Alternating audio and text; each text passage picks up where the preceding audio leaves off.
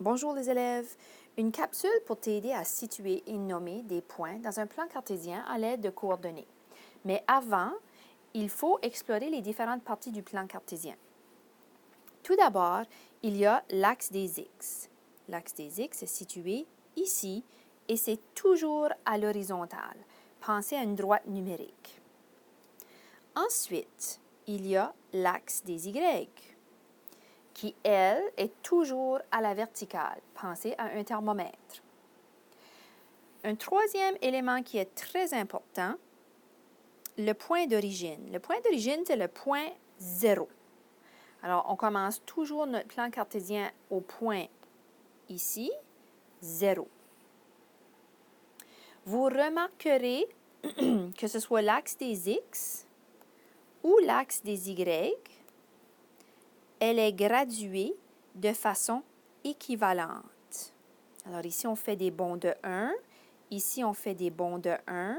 Plus tard, après qu'on sera pratiqué en salle de classe, on pourra faire des bonds de 2, des bonds de 5, selon ce que vous devez placer sur le plan cartésien. Mais pour commencer, il faut reconnaître qu'il faut faire des bonds équivalents.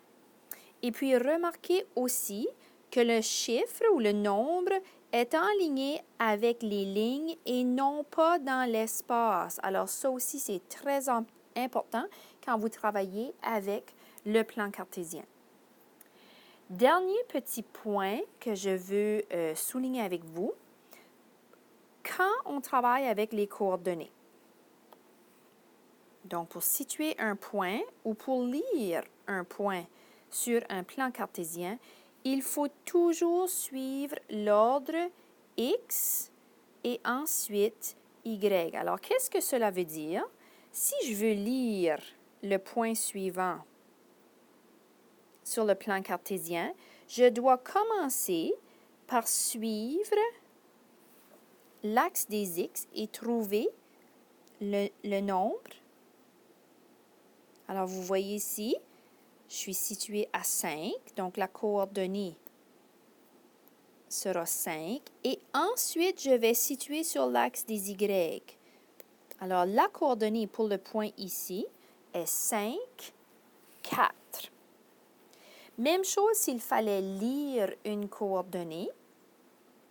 Disons ici, j'aurais un point. On va aller le placer en bleu. Pour lire la coordonnée, il faut toujours commencer avec l'axe des X, 8, et ensuite donner la coordonnée pour l'axe des Y. Donc ici, ce serait 8, 2.